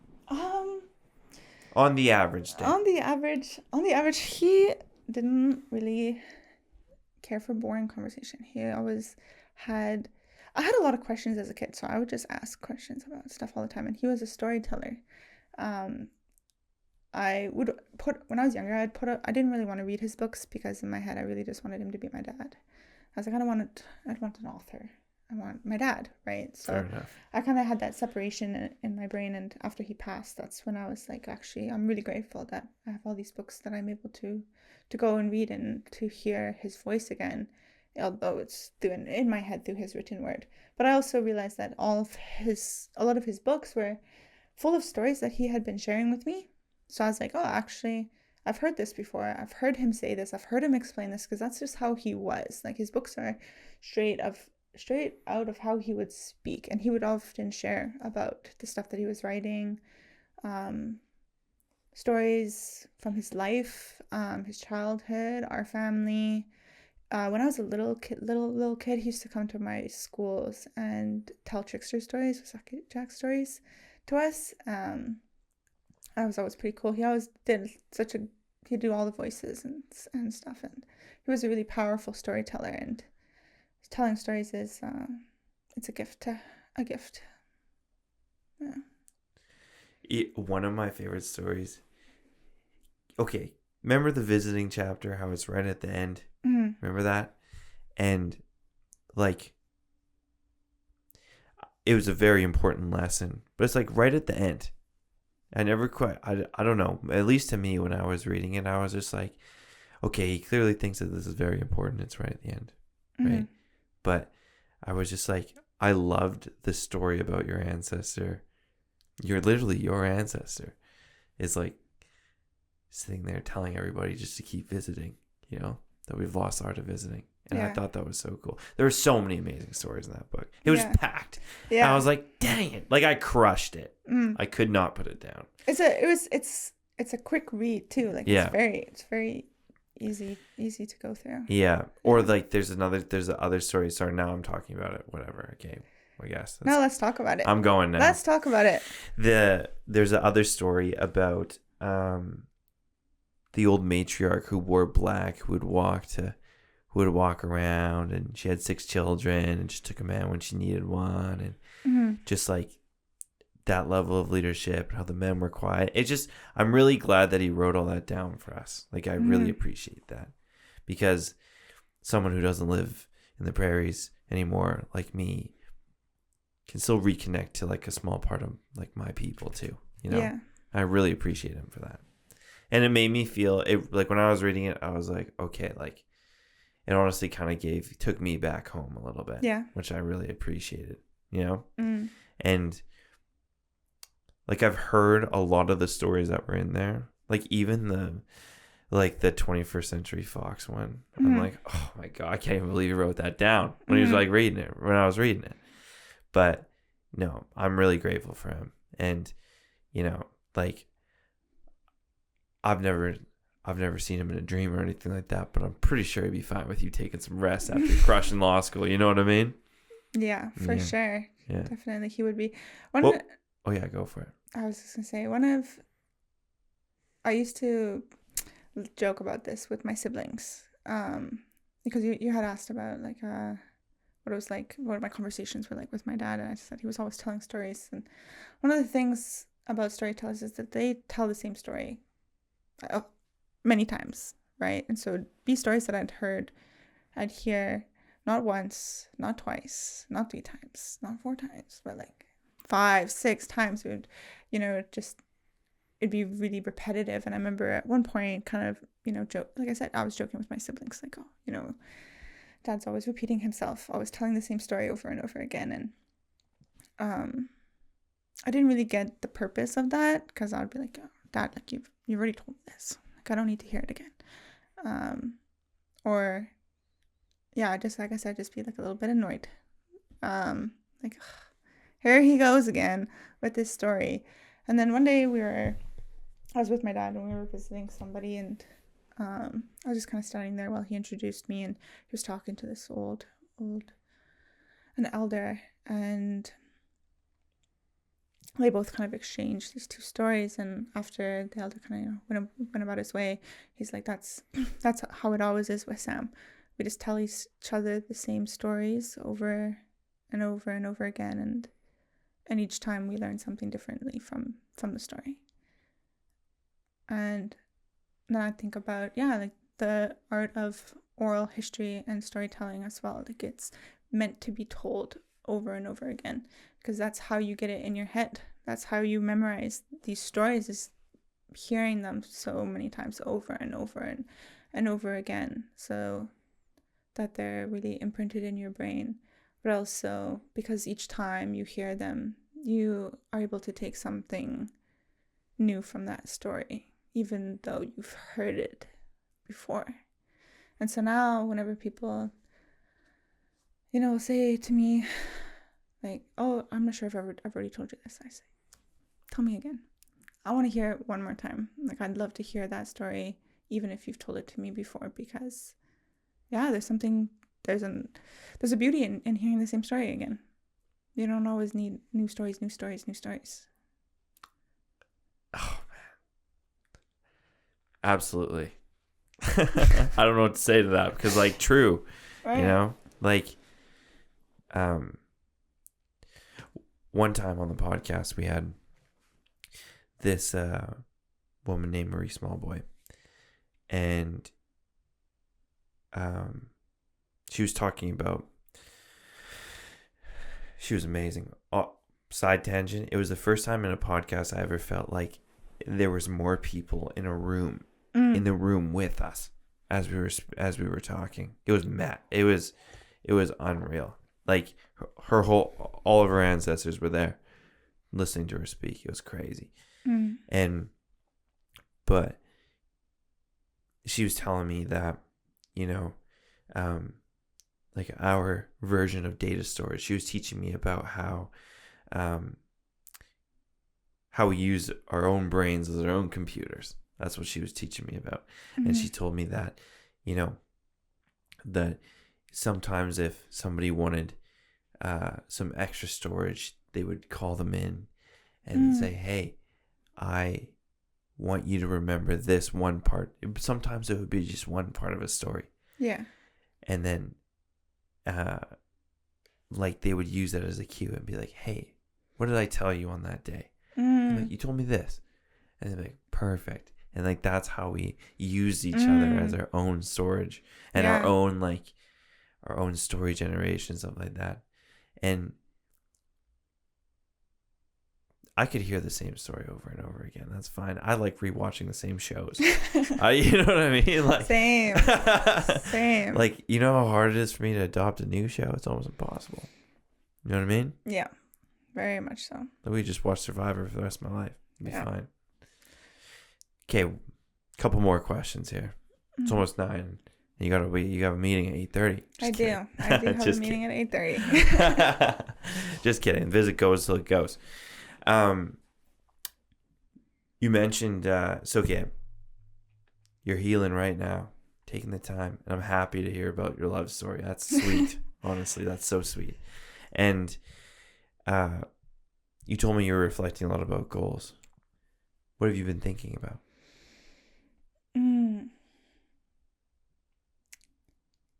Well, right now, I feel like I haven't. Wait, let me rethink this. When I had said I was thinking about goals, I was thinking about like how I wanted to live my life and like how I wanted to be spending my time. And you just heard me rant so much about law school and the drains and all this stuff about law school and the legal profession, and I really didn't feel like I had a lot of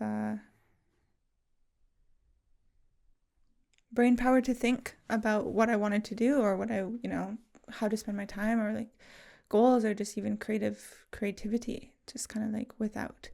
But like I said, like one of my favorite subjects in school was art, and that's always been something I've always pushed aside, because I have to go to school. I have to, do these things. And so one of my goals was to, in this time that I'm taking away, was to put more of my energy and time into those activities, those crafts.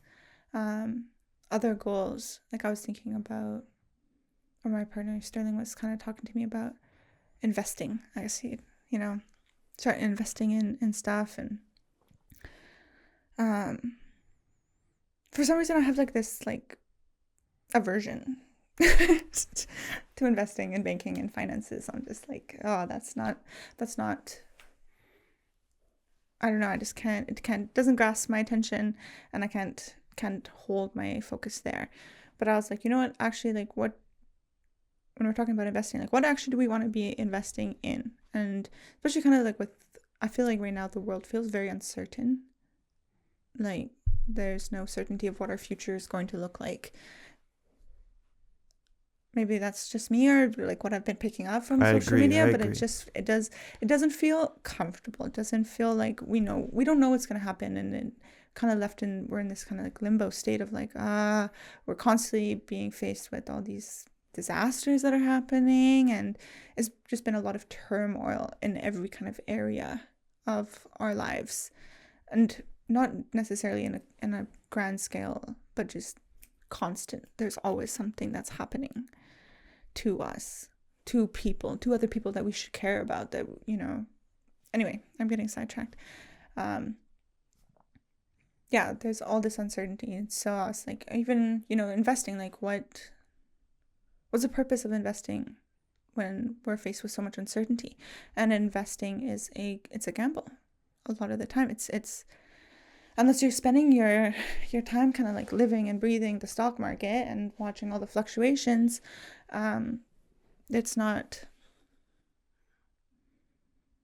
still, even if you do that, it's still unpredictable, and you can still lose big. Like there's nothing predictable at all. And so I was kind of saying to Sterling, I was like, actually, like, should we invest? We should invest in skills. What kind of skills do we want to have as tools to help us live a life regardless of the certainty of our future? And for us right now, it was that we wanted to learn how to build things. My dad built his own cabin. My Mashomas on my mom's side built his own house and cabin. And like, that's a skill I want to have. That's a skill that we should have, like, moving forward into the future, is being able to build our own shelter, our own community, I guess, right? Like, there's so many things, and if that's a skill that is not really out of fashion is not the right word for it, but like, it's always going to have value. It's a skill that never loses value, is what I'm trying to say. Building. And then I was also thinking, okay, look, what other things do we want to invest in? We want to be able to invest in our health, and in our food, right? Like food systems, food sovereignty, with all these, inflation, cost of groceries and all this stuff. Like, it feels very uncertain as well. We don't know what our trade is going to look like. Our trade, we're hearing all this stuff about different tariffs, and suddenly now our food doesn't feel so secure, right? Or, there could be uncertainty coming. So I'm thinking about, we want to invest in a garden and having food that can sustain us throughout the year, and building a cellar. Like, it's one of the things. There's like an old cellar that's near our cabin, and it's kind of like the roof's caved in right now. But I'm like, we need to learn how to fix a cellar so that we can have a space to put all the fruits of our garden there to store, so that we can rely less on things that are uncertain. We're bringing that uncertainty back to ourselves by investing in ourselves and investing in these skills. Yeah, that's what I was thinking about with goals.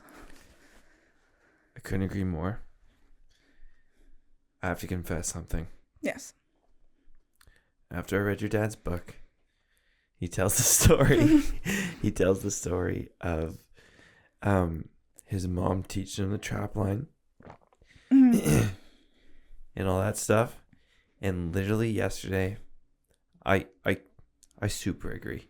Literally yesterday, I went and spent $90 on a full bushcraft set. Because I was inspired by, but I agree with you, like, the uncertainty of everything. Like, like, first of all, I don't even feel like social media is even fun anymore at all. For me personally, anyway. And like, I just get worried about AI and, like AI and. God, there's social media. There's just always something to be worried about. Exactly. And that's how they market it too. And it's always like 10 things you didn't know, 10 things you shouldn't be doing. Like, yeah. I'm always seeing those, and I'm like, get on my head, man. Yeah, exactly. Anyway, what are you saying? No, I'm with you. Do you want to hear about an experiment? Yes. Okay, on Instagram, I went and liked every single dog post I possibly could find. I think my algorithm realized I was like a 25 single male, and it was like politics, hockey, and which I love hockey, politics, hockey, and AI fear, and I was like going through all this stuff, and I was like, I don't even like this. So I was like, I'm going to take this in my own hands. So I went and liked every single dog post. Like, I'm changing my algorithm right now. Nothing changed. Nothing changed. Nothing. Really? Maybe one out of every 40 posts you get a dog. Maybe.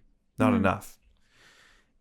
So then I deleted the app. The app off my phone. Like, I was so bad at responding to you because I deleted the app off my phone.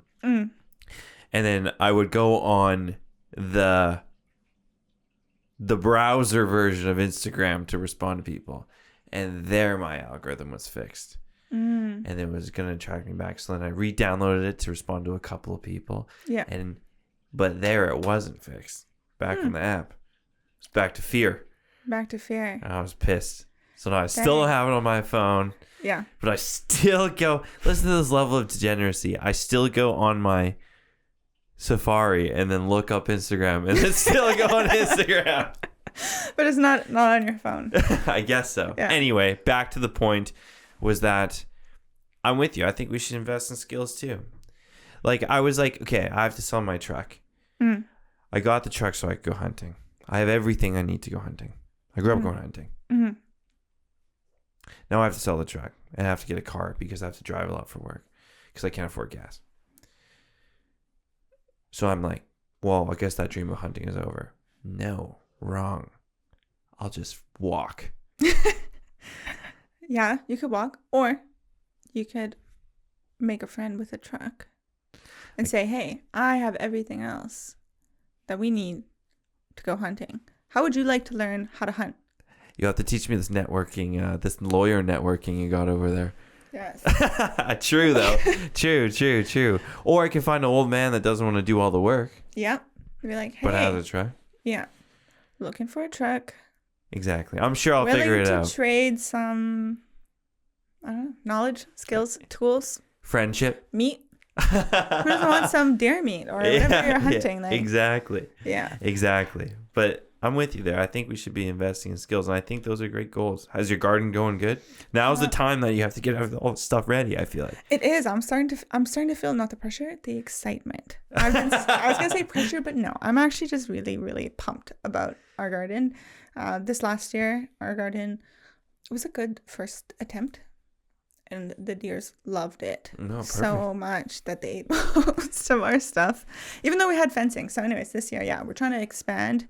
Trying to figure out our compost situation, get that like churning, and just growing like way more and spending more time at home. We want to work on like a more like a drip line so that we're not all, because we live in like it's kind of like a desert.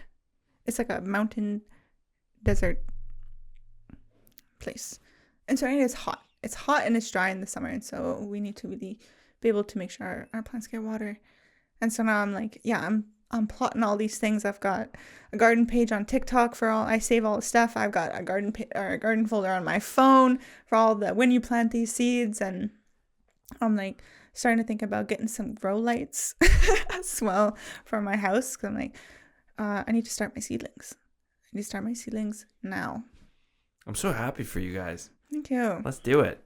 Yeah. Go for it. Have fun. Yeah, you send me a picture of the garden. You should come out and visit. I would love to come see what's up. Absolutely. Yeah. That'd be so fun. And we just got a sauna too. What? That was one of the investing. Never mind. I'll move in. We're investing in our health. And so, yeah.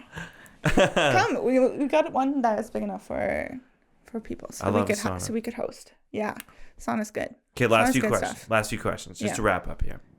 What does ceremony mean to you? Ceremony.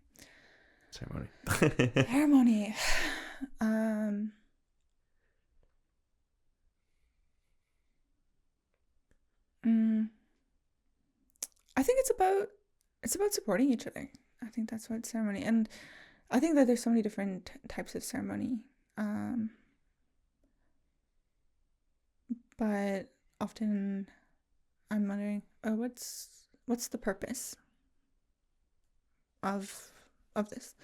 I know, I think for sweats and the sweats that I would experience, that people come and they bring a gift, not a gift, an offering, some cloth, some ribbon, some tobacco, and they're asking for something. They're asking for prayers, right? For strength, for help in some part of their life, right? And you, in attending ceremony, are kind of like lending your strength to that person to help them. So it's about supporting each other. And I think Sundance as well, in my understanding of it too, right? People go for a lot of different reasons. People decide to fast for a lot of different reasons, and those are always, I guess, personal. But often I'd hear people fast for other people in their lives. People fast for the ones who cannot, right? Who are either maybe physically unable to, or mentally they're in a place that they're unwell. And a lot of our people are, trapped in these, or stuck in these situations. And so Sundance is about you're dancing not just for yourself and for what you're asking for. Maybe you're asking for help, for guidance. But also you're dancing for others. You're dancing for other people. You're dancing for your family. You're dancing for everyone who cannot. And yeah, I remember hearing when I was younger, actually, that like, oh, you're not supposed to pray for yourself. And then I heard kind of like contrasting advice where someone was like, you should be praying for yourself. And I was like, what do I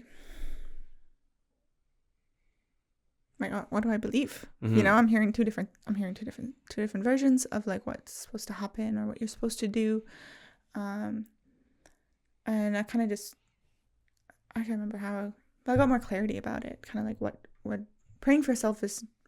When someone told me not to pray for yourself, it's not to ask for things like success. You don't pray and ask, please, I want success, I want fame, I want money, I want, right? That's not what you're supposed to be praying for. But you should pray for strength. You should pray for yourself, to ask for strength, for guidance. Then that's very different than that other kind of praying for wants, asking for wants, things that you desire, rather than strength to continue to live a good life, to make it through these challenges that you have to face, or for the people in your life, strength to continue going so that you're able to help others, to give back, because you have to be able to start with yourself, right? If you're not strong, if you're not able to dance, then who is going to? And how are you going to help other people if you're not taking care of yourself first? Yeah. And Creator provides anyway. Mm-hmm. Your whole life has been a testament to that.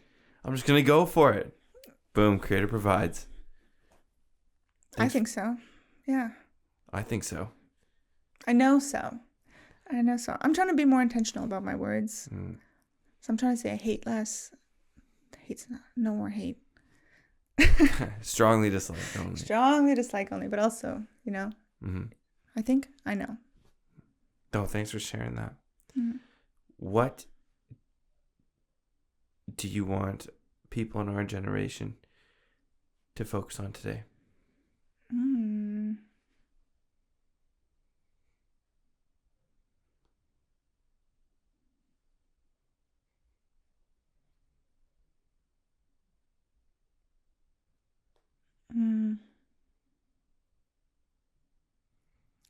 So I saw this one in your question list, and I meant to think about it some more. But I'm thinking, what do I think people in our generation and this generation should focus on? Should spend their time focus on?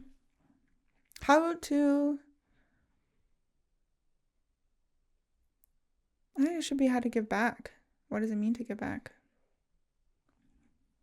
Why do we do all the things that we want to do, especially as young Indigenous people, where especially those going into academic fields? Why are you doing that? For what purpose? And I think that comes back to a lot about community and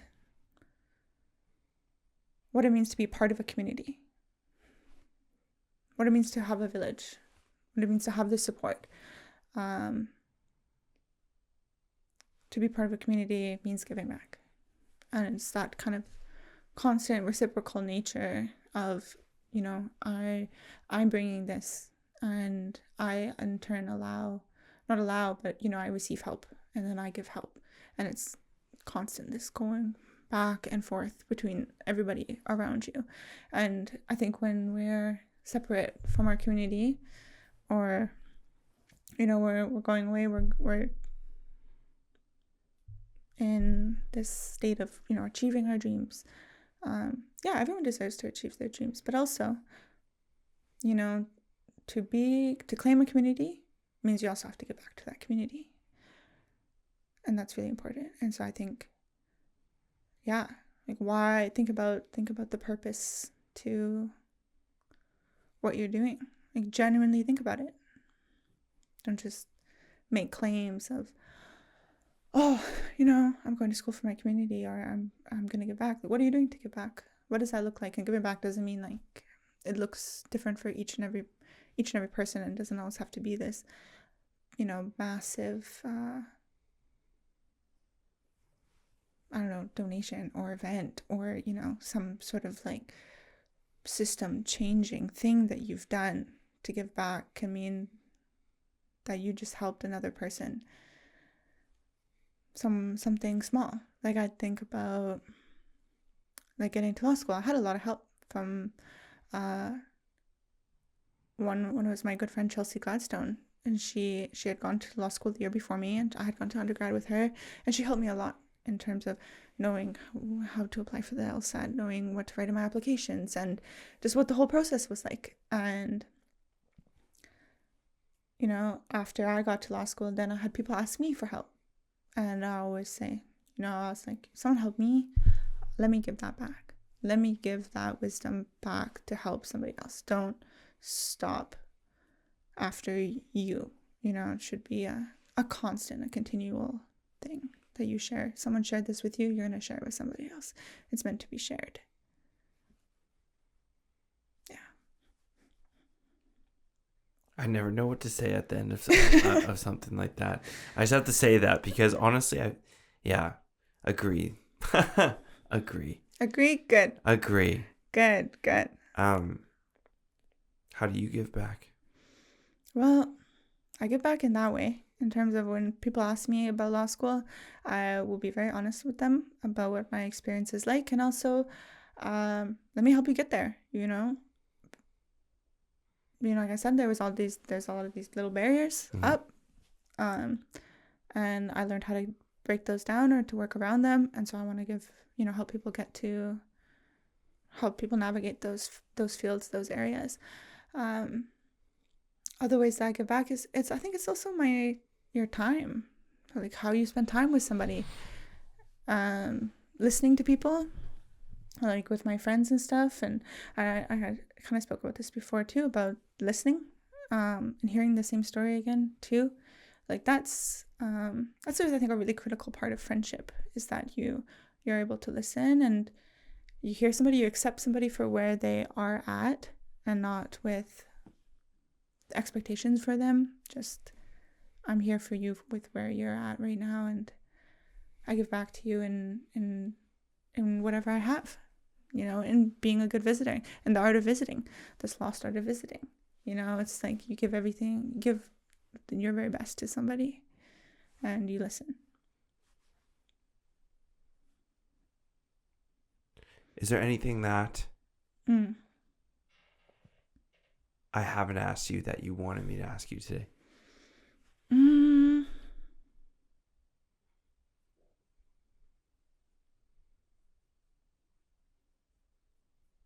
don't think so. Did you have fun? I did have fun. Yeah, I got a good rant out about law school. That's always good. That's healing. Yeah, that's healing. And that's then healing. It's nice to be able to talk about things moving forward, and just life stories. Cool. I had a lot of fun, and I learned a lot too. So I thank you so much for coming and hanging out with me and visiting with me. Like, it means so much. And I'm just gonna make this offer publicly. But if you and Sterling ever have like a life partner ceremony, like a wedding or anything like that? Oh, well, we are engaged. Oh, perfect. We're engaged, and we're getting married next summer. Oh, really? Yeah, and everyone's invited. Cool. Yeah. Well, I'll leave this up to you, but I'm sure you might have a videographer there already. But I would love to offer our services if you ever need one. Yeah, I would love that for sure. As we get things, we're working on getting a date kind of set and formalized. We recently learned that there's a lot that we have to do in preparation before our ceremony. We have to gather foods from each of the seasons, and so he, as a male, he has to gather the deer and the salmon, and I have to gather Saskatoon berries and this a root that grows there, and it's their 4 food chiefs, and you can only gather them the spring, summer, fall, and winter. So we need a full year of gathering these foods before we're able to get married. Cool. Yeah, so we're going to be starting that right away, harvesting, and then we'll get a date set and have ourselves a wedding. Cool. Yeah, and you're invited. I would love for you to be there. Everyone, like I said, everyone's invited. Everyone's invited. And if you want to take some videos, that'd be cool too. That's one of my goals is I want to do it. I want to do a wedding. It's one of my goals. Yeah. One of my intentions. Yeah. I think it'd be so fun. And I flip and love weddings. Yeah? I love weddings. Oh my gosh. I love weddings. Because I worked in it for so long. Okay, right. I know everything about them. Mm-hmm. Yeah. Yeah. Our second half of the wedding, half of it's going to be this traditional. The other half's a party. Sterling is a practicing DJ. Let's go. And so we want to have like a good time.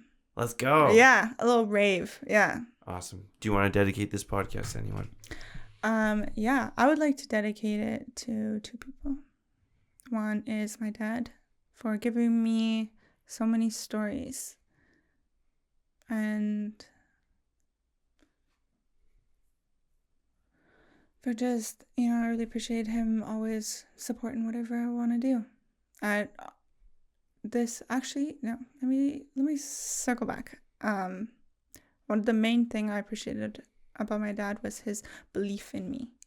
And I used to call him and ask him for advice and be like, I don't know what to do. I don't know what choice to make. I don't know what choice to make. And I remember saying, once, I wish someone could just make these choices for me. Like, I don't know what to decide. And he's like, you know. Like, you make good decisions. You're going to make a good decision. You don't need anybody to tell you what to do. And I was like, I needed to hear that. And it's something I still carry with me. I'm like, I make good decisions for my life. I let my heart lead me. It leads to some impulsiveness, but it hasn't steered me wrong. And that's the best advice. I really appreciate having got that advice from him at a young age, or at an age that I needed to hear it. And the second person I'd like to dedicate this podcast to would be to my partner, Sterling. He has been such a big support of taking a break and giving me this, space to heal, a space to grow. And he actually would say something kind of like similar to my dad, where he would always be like, trust your intuition, ma'am, just trust your intuition. And that's really good advice. And so I think I needed to, everyone can use that reminder that, you make good decisions and you should trust your intuition. Yeah. Advice to live by. Mm-hmm. Harold, Sterling, this one's for you. Yes. Also, good investment. Crypto. I've been holding that in all podcast. I can't do it. Hi, my relatives. Thank you so much for listening to today's episode. Memegwaans, thank you so much for coming on and having a visit. It was so fun and nice just have some tea and hang out. I learned so much, so I thank you so much. Your Memegwaans' dad's book is going to be included in the description of this podcast. We talk about it a lot. It's an amazing book, and it's a book for everyone, so everyone should read it 100%. The links to Memegwaans' socials will be in the description as well too. And please like and subscribe to our YouTube channel. It means the world to us. Please follow our socials. We have them all: Instagram, TikTok, Facebook. You know the deal. So thank you so much for listening. Keenan Askaman, I'm grateful for each and every one of you. All my relations, Riel.